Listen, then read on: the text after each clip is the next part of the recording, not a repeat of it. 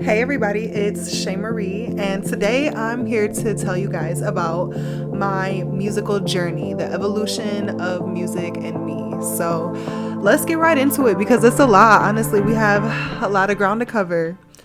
So pretty much, if I had to go all the way back to a moment where I feel like I first felt like music was something that I was drawn towards, I would really like, I can't really put an age to it, honestly, just like as young as I can just remember being.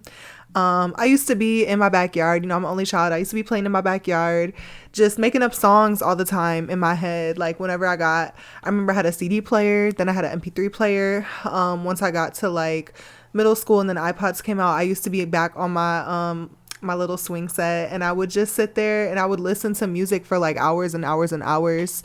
And it just was an escape. Like I would look downtown because we had a really nice view of downtown, back at the house that I grew up in, Grand Rapids, Michigan. And I remember I would look at the sky and see the plains, and I just knew that there were just bigger and better places that I could eventually get to. And I just was always drawn to music. When I was in like elementary school, I primarily was involved in like choir and singing. I went to some little like choir camps here and there and stuff like that, school programs, stuff like that. But it wasn't until I got to middle school, this is now like 2009, and I was about 11 years old. I started playing the violin. I knew I wanted to start playing the violin probably when I was in the fifth grade. So like the year before that, we went to this concert at the Grand Rapids Symphony, and it was for all the fifth graders in Grand Rapids Public Schools. They had us like prior in art class draw a picture of the Firebird, and then they did the Firebird suite at like a private concert for us one day. And our class had orchestra seats. We were right next to the violins, and I was just so mesmerized by watching them. I just remember saying like, I want to learn how to play that. And so when I finally got the opportunity in the sixth grade to start playing, I actually was involved in choir and orchestra that same year. That was the very last year that my school actually allowed us to do two electives. So I'm happy I kind of still got to experience both. But yeah, so that ended up being my last year playing in choir, actually, just because I started focusing on playing the violin after that. In my seventh grade year, I actually auditioned for a youth orchestra called St. Cecilia. And I started out in their smallest orchestra for like kind of like the youngest group. And I was involved in St. Cecilia all the way until I graduated high school, actually. I worked my way up through all three of their orchestra groups. And something I'm actually really proud of is that my senior year in high school, I was concertmaster of the Philharmonic group, the largest group. And it was such a huge accomplishment for me in so many ways, like more ways than one that I can name. Especially to like being involved in orchestras my whole life. That was one place where like I was kind of used to always being in an environment where I was always one of the only people, if not the only person that looked like me. In a lot of ways, like, you don't really see a lot of like Black people involved in orchestra, and a lot of like Black females at that too. So, playing the violin, I was also involved I went to Blue Lake Fine Arts Camp for 3 years when I was in high school. So that was interesting too. I was a part of orchestras there, took lessons. So just kind of every environment that I've been in I was always really just like a minority. So for me to have that accomplishment my senior year, it meant a lot. I worked really hard for that position. And it was something that I strived for, honestly, from the first time that like I stepped foot into St. Cecilia. So that was cool. Actually, there is one group that I was a part of that did kind of have like representation, and it was something called the Mosaic Scholars. It was actually a group that was specifically just for like underrepresented groups of like kids in music, essentially. And so with that, I was able to get private lessons from one of the violinists in the Grand Rapids Symphony Orchestra. And I ended up taking private lessons with her for like 3 years, I believe. And we got tickets to like the concerts, stuff like that. We did volunteer work. So that was something that was really cool to be a part of too. But yeah, pretty much like playing the violin shaped a huge part of my musical experience. Having that classical background really helped a lot. honestly, looking back, like when I played the violin, that was probably the most discipline I've ever had in my life. And it's something that I'm still striving to find again. But yeah, it took a lot, but I was so passionate about it. I loved playing, I loved practicing. It was like an escape. When I was in high school, actually, that is when I started composing. I started composing like orchestral work. So, like little quartets, string quartets, woodwind quartets, violin duets, solos, stuff like that. Actually, like the biggest piece that I ended up writing was a 4-movement symphony. And to this day, it's probably the thing that I'm the most proud of that I've ever written out of any type of song. But it's like a little 4-movement symphony. It's like a high school level could play it, but it was so fun writing, like yeah.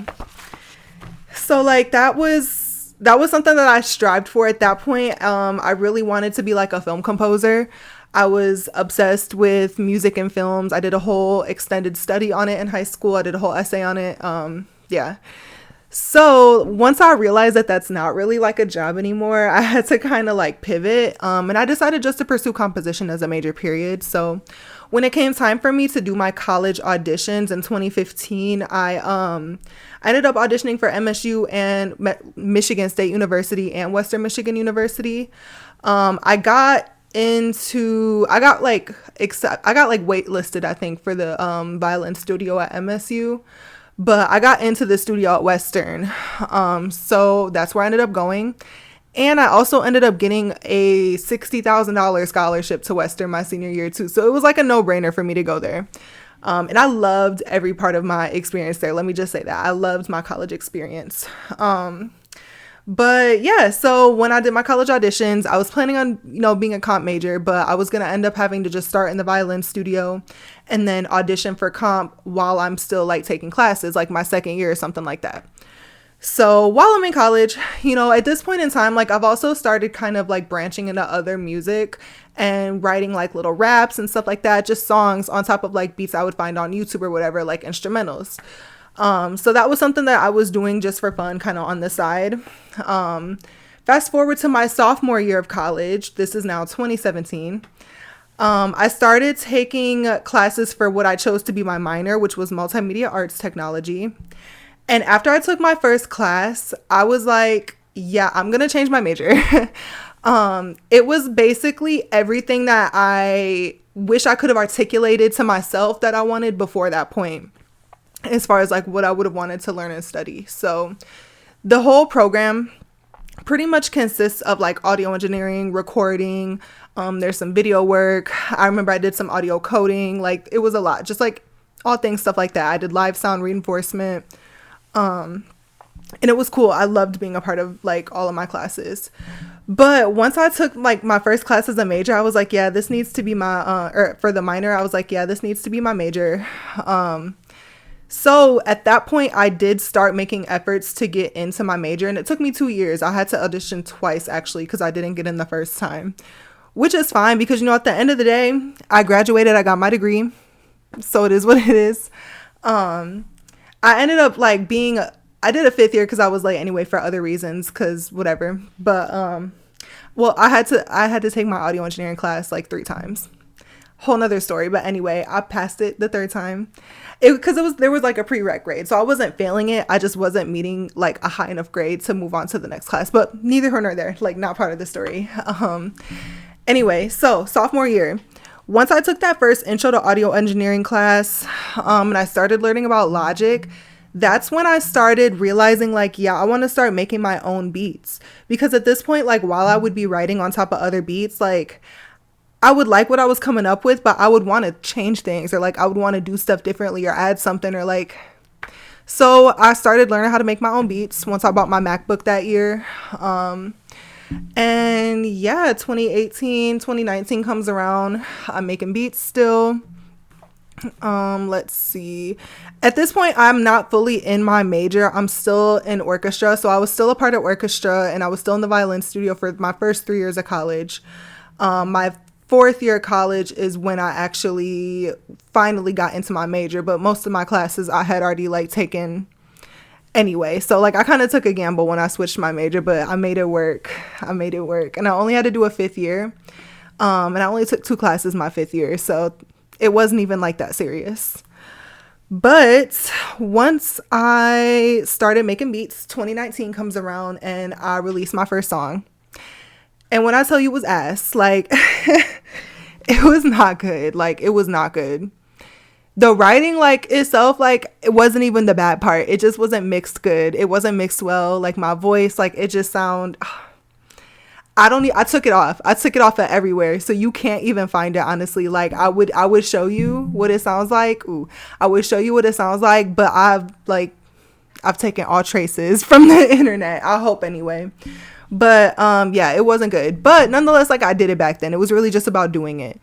And I was doing like rap. So I was like very like, this was around like Megan's like rise. So I was very heavily influenced by Megan. This was kind of when Lotto started becoming like a little mainstream and stuff too. So I was really like inspired. I was like kind of like having that type of vibe. So I dropped my first song called Checklist, which, I still may do something with Checklist, honestly. Like I lost the beat. My computer, like I've lost my beats twice. That's my fault. My computer crashed back in 2020, and then I just lost my laptop like a month or 2 ago. So yeah. Anyway, yeah, so I dropped my music. It does it does all right for me to be, just doing what I thought I should have been doing back then, and for me to still be back in Michigan. Like I was still living in Kalamazoo. And when I tell you I was ready to go, I was miserable. I was ready to go. I didn't come to Atlanta until 2022. So, which is kind of far from where we are. We're still in 2019, but COVID really like blipped us forward, like Endgame, like that whole little, yeah. So anyways, actually now we'd be about in 2020. So yeah, 2020 came around. I dropped my second song early in 2020, and then the shutdown happened. So when I tell you all the momentum that I had been gaining, just the shutdown happened. I had performed at, I think one of the frats had like a talent show or something like that. I performed 2 of my songs and like people were fucking with it. And that's for me to like not even like performing like that. Like I just got up there and did it, and it just like, outside my comfort zone, but I did it, and I really didn't think too much about it, which is probably the only reason why I did it. But yeah, like I was just like getting momentum. Like I was just real inspired. I was making beats all the time, and like during COVID we really had nothing but like time, which wasn't necessarily a good thing. But yeah, so I thought I was headed in the right direction, and then COVID just honestly stopped all my momentum. COVID just stopped all of my momentum. So honestly, I stopped creating in 2022. I'll really say that. I stopped creating back then, and I'm so mad. I had a lot going on that year, honestly, too. I was in probably the most toxic relationship I've ever been in my life, if I even want to call it a relationship, neither here nor there. But like it took a toll on me, and that shit lasted for like a year and a half into like 2021. So it just like, that's really what I like get off my game too. Because he didn't support what I was doing. He didn't support my music. Like, so it just is what it is. But I'm not even thinking about that. But I just like, I'm upset at myself that I really allowed it to like just kind of set me off track that bad. And then not only that too, like my grandma, I was at the time, my grandma, I was still like semi taking care of her. I was still living like an hour away. But like, for those of you that know me, my grandma raised me. So like, that's another story to come. But yeah, my grandparents raised me, and I love my grandparents. They're both, gone. Rest in peace to both of them. But yeah, her health was just very like up and down. Like dead ass, I thought she was gonna die like 3 times that year. Like I'm not even trying to be funny, but like it was like my stress levels were that bad. Like it was just that bad. Like it was horrible. So yeah, and so in that same coin, like we're in about 2022 now. So I'm getting ready to move to Atlanta. I finally made the decision to move to Atlanta. I finally made the decision. I was working 2 jobs at the time. I was doing leasing during the day, and I was working at the news station at night. Well, kind of at night, in the morning, if you want to call it that, but part-time. I was a PA, so I was floor directing the morning shows on Thursdays and Fridays, and then I was also video editing the Saturday and Sunday weekend morning shows. So I was at the news station at like 4 in the morning, like, 1 in the morning till like 8 a.m. So like, yeah, I didn't have a life in 2021 to 2022 before I moved, but I just had a lot going on. And so, like, needless to say, my point, so many things had me off track, and I just let so many things distract me, and I could not even focus on music. Like, I had literally the biggest block of my life that I've ever had. It lasted a couple years, and I was so upset at myself. I couldn't make beats. I couldn't write. I was not able to be creative. And I think it's just because I was in just such a like survival mode. I just had so much going on. So anyway, once I moved to Atlanta, first of all, I'm so happy I moved. I love it down here. But once I moved to Atlanta, I started kind of getting connected with the right people, I'll say. Very early on, I'll say within about 3 or 4 months of me being here, I actually met a soror who owns a PR company, like a media company down here. And she literally, like, I met her at a Hawks game. First of all, the Hawks game that I got invited to, like, very last minute. Like, I got off work on like a random Saturday. That's gonna be a whole nother story time. But anyway, like, I met her on just something random, and she literally was like, she asked me what I do, and I told her what I do with media, music, all that. And she was like, oh, we have an event tomorrow. We're having Coco Jones EP release. You should come. And I was like, and this was back for what I didn't tell you, back in 2022, November 2022. So yeah, at that event, I met a lot of people there. A lot of people. Literally to the point that I like got invited by somebody else at that party to come shoot at another event that same night. So I met a lot of connections from that night. And honestly, like, once I got to Atlanta, I started focusing more on video work because it was getting me indoors. I still hadn't started picking music back up at this point. If I'm gonna be quite honest, I just picked music back up within the last year. And that's crazy to say because it literally took me about 4 years, maybe 5 years if you want to put it that way, to get it back together.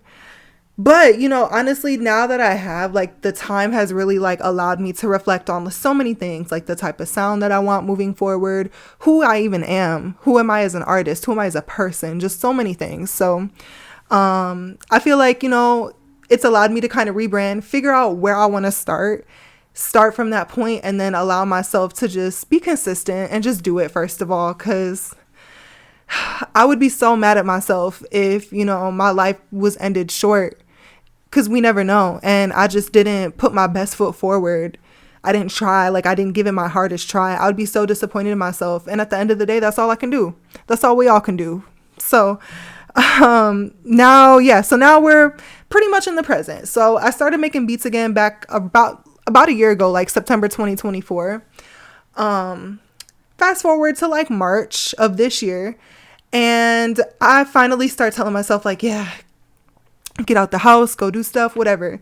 I had a DM on Instagram from a lady who was hosting this like writers camp at one of the studios at Patchwork Studios downtown, if you know what that is. And I was like, okay, sure. So I signed up for it. I had to pay for it, like $150, I think, $150, $200, something like that. I had to pay for it. And then I ended up going. At the writers camp, I met 2 girls that I ended up continuing to kind of work with in the future a little bit. One of them had hit me up like a week later from that writers camp and was like, hey, I'm working with this guy. He is putting together this girl group, blase, blase. You should come. So, I came, started working with that group for a while. Needless to say, I am no longer working with that group. It's a lot happened. That'll be a whole nother, like, it's just, look, y'all gotta stick around, okay? I have a lot to say now that I'm finally starting to get it out there. Like, y'all have to stick around because that's about to be a whole nother story time in itself too. A whole nother, it was crazy. So many things happened. But yes, I am not, like, I ended up signing a management contract. I got on my contract. It just was so many things going on. But my experience pretty much this whole past like summer and spring, just writing for lots of artists, getting connected with people, getting connected with producers. I learned a lot from it. and I feel like it really lit the fire that I need, and just kind of putting me around like-minded people again, around people that do the same thing that I do, was what I needed. Like, honestly, despite how, it may have ended, like, it really was what I needed. So here we are in the present, and I'm literally getting ready to drop my first single in the next, 2 weeks, on November 14th. By the way, it's called Hate Song.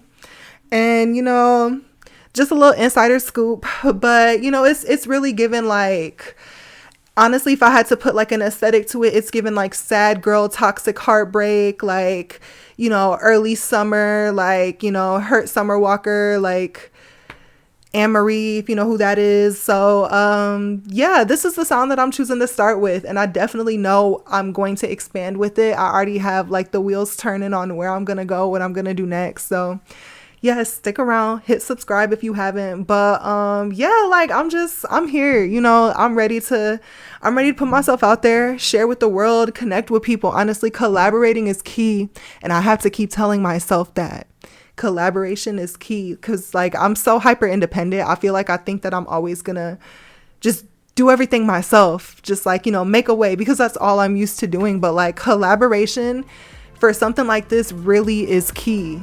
And I'm gonna leave you off with that. Y'all have a great night. Keep creating and keep doing you. Like, that's just really it. Be authentic. Authenticity is winning. It's coming back. So have a great night.